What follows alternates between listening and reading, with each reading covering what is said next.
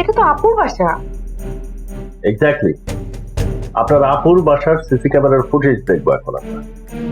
কিন্তু তার আগে বলুন এসব আপনার ল্যাপটপে আসবে কি করে? গতকালকে আপনি আর আমি বেরিয়ে যাবার পরে, মানে ওই যে মীরা নামের ভদ্রমহিলার বাসার উদ্দেশ্যে বেরিয়ে গেলাম, তারপরে আপনাদের বাসায় কি ঘটেছে দেখুন।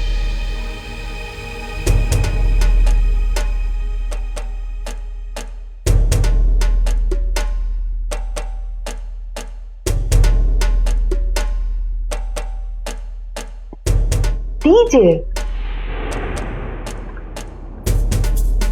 আমরা বেরিয়ে যাওয়ার 5 মিনিট পরে কি হয়েছে এবার সেটা দেখুন।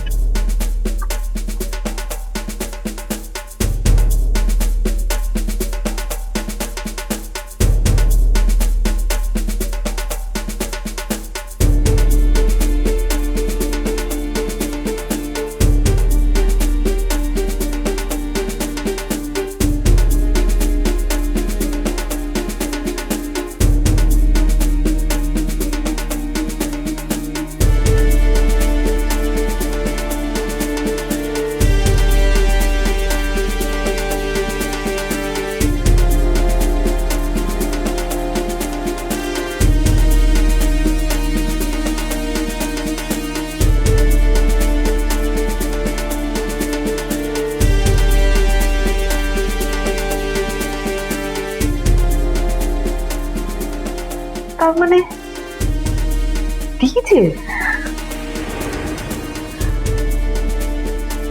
আসল চোর ধরা পড়ে গেছে।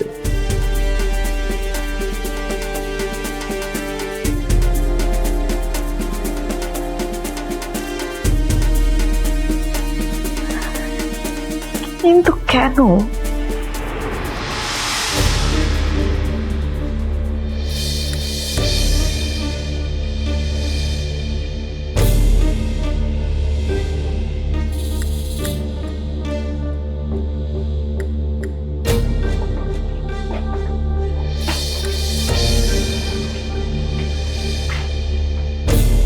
ফোন হচ্ছে না?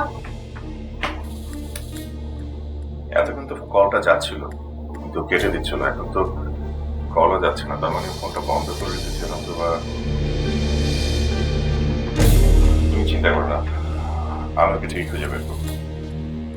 মাঝে মাঝে যে কি হয় আমার, আমি যে নিজেকে কেন কন্ট্রোল করতে পারি না আমি জানি না। কি যে বলেছি বুকে আল্লাহ জানে, আমি মনে করতে পারছি না।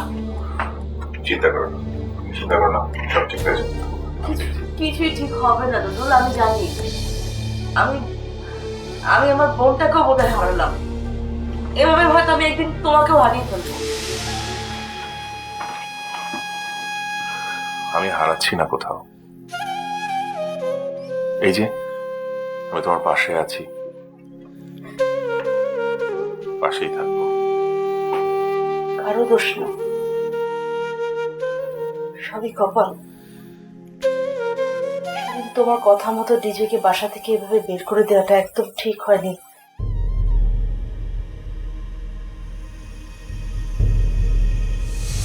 ভাবি, তুমি আমার কথা বিশ্বাস করছো না?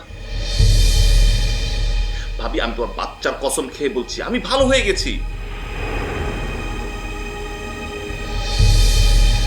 তুমি তারপর আমার কথা বিশ্বাস করছো না?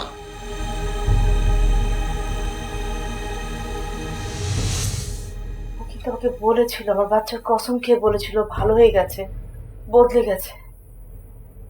আমি তোমার কথা শুনে